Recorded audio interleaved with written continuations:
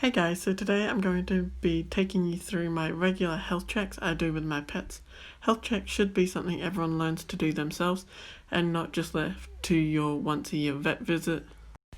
So, starting off with the guinea pigs. So first I am weighing Aspen and getting her weight. I will then jot that down in a notepad. Then I'm checking her ears and I'm feeling it and checking my finger to ensure they're not dirty. Then I'm checking her eyes, making sure there's no crud and they're nice and clear and glossy. I'll then flip them on their back and check their private area, very important. And I will also check their teeth when they're in this position. After checking their teeth, I'll run my fingers along their jawline, making sure I don't feel any abscesses or any lumps or bumps. And I'll then carry this down through their body, making sure there's no lumps or scabs or anything that I can feel.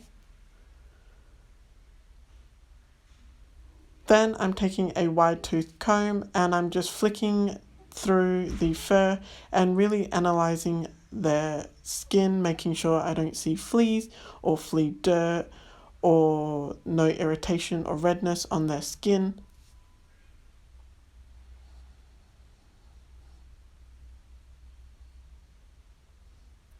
And I make sure to do this all around.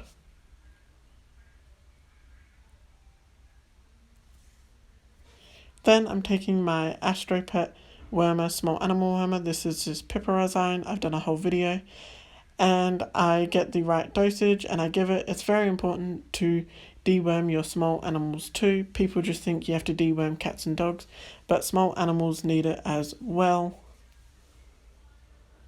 Next up is cedar and I do the exact same thing, so this is sped up.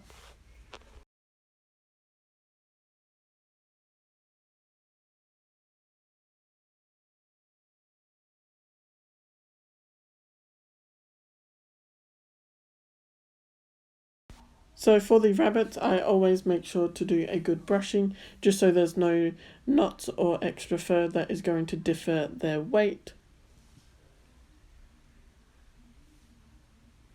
Then putting them onto the scale and taking note. Going in with the ears, they can get ear mites, so make sure you really check down. Checking their eyes, again making sure they're nice and glossy and bright. There's no crud or anything.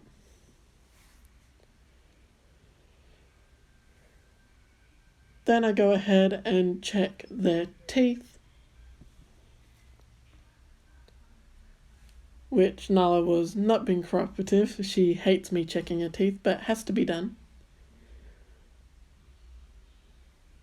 I will then sit them upright, never put them on their back, and I'm checking their hocks, which is the heel part of their back feet.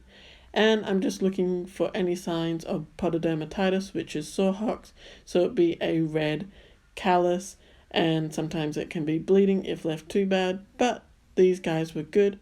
I then check their scent glands, which is located each side of their anus area, and they're just little crevices and they can build up with wax. As you can see, she had it, so I will come back in a day or so, and if she hasn't cleaned them out, then I will. I'm then running my fingers along her jawline and around her body just to make sure there's no lumps or anything. I'm then taking that comb again and looking through her fur. Now, when I first got Nala, she did have mites, and I've never had her get it again, but it's always good to check, even for fleas and such.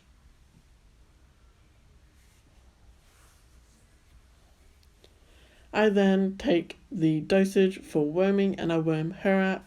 Mind you, don't copy any of my dosages I do here. Every animal and every rabbit will be different. You're going to have to look up the right amount for your animal. As you can see, Nala took that very well.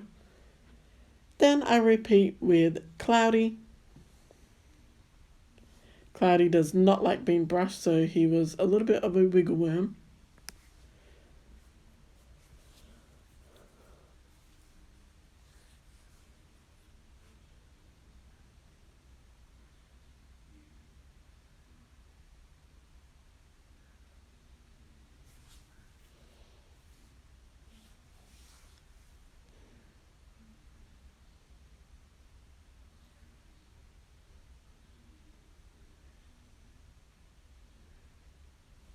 Now onto the rats, I check their ears, their eyes, making sure they're nice and glossy and bright.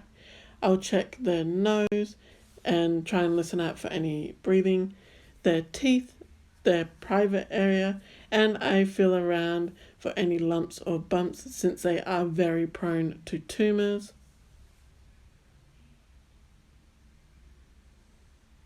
And there's Winter seeing what her sister's doing. And then again, I'll take that comb and run it through and just check for any mites or fleas.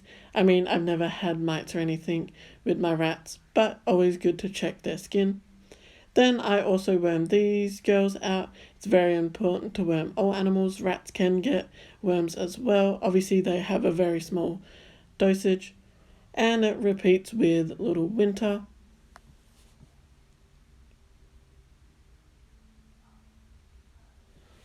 On to the fuzzy noodles. I'm weighing Rama, jotting it down.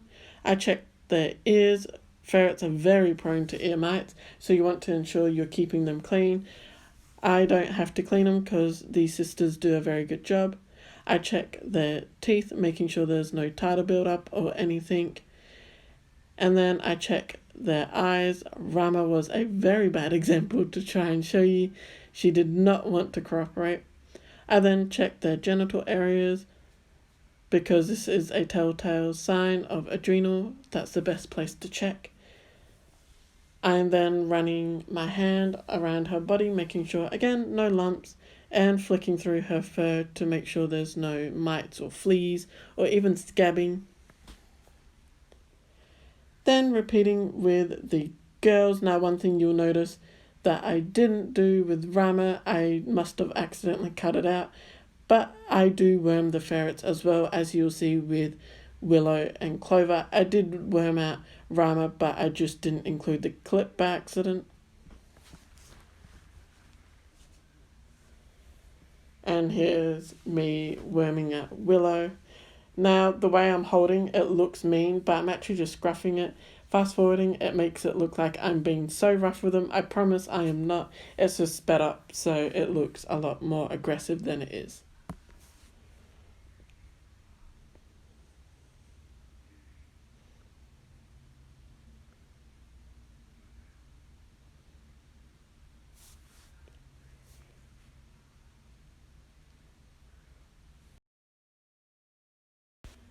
Now I want to show you this. This is my phone notes. It's backed up to my iCloud. And basically this is where I keep all the animals' data.